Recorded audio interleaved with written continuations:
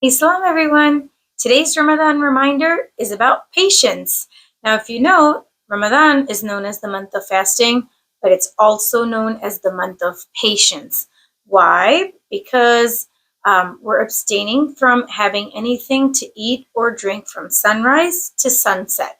That means it's a good about 12 to 14, 15 hours of no eating or drinking. Now, if you guys ever heard of the phrase hangry, that definitely kicks in during Ramadan.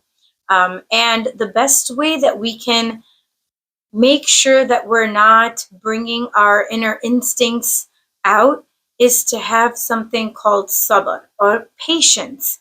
And it's something really neat because when we know that we are doing something for the sake of Allah, for example, we know we're fasting for the sake of Allah.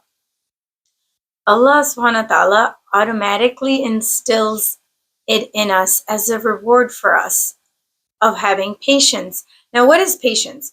Patience or sabr means doing something or actually enduring a calamity or a hardship with a happy heart. That means you're doing something that might be difficult, but you're not getting annoyed or frustrated or angry from it. And that's exactly what the month of Ramadan is about. The spirit of Ramadan is to be calm, is to be peaceful.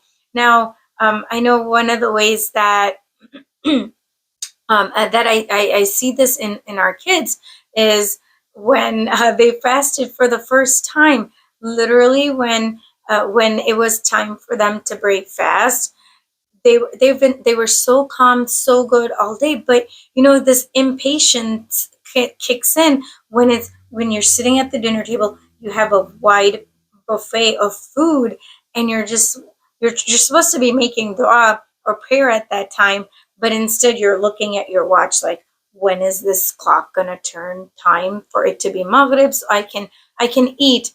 And our kids showed such amazing patience at that time. They were calm. They were, their legs were kind of getting antsy, and they wanted to eat, but that's because they know they're doing this for the sake of Allah. And they're not little, because they were 10 and 9 when they had their first fast. And it's something that we implement in our lives on a daily basis, and carrying it on from Ramadan. So that's the best part. You implement this patience, this sense of calmness, and then we can carry it on for the rest of the year. Another place where I implement patience is that we cut out all TV and music in the month of Ramadan. And actually, having shaitan locked up makes it so much easier, because I know when it's Ramadan and it kicks in, I automatically, my heart does not want to watch any TV or listen to any music, and it's so much easier. So that's another way of me being patient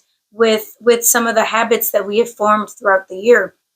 And get this, like, another place where we have to really have to be patient is during our nightly tarawih prayers, because you've eaten this full meal, you're probably sleepy if you're like me, and sometimes in salah you're like, standing there getting a little sleepy. But you know what? You're in masjid or you're around other people, even at home.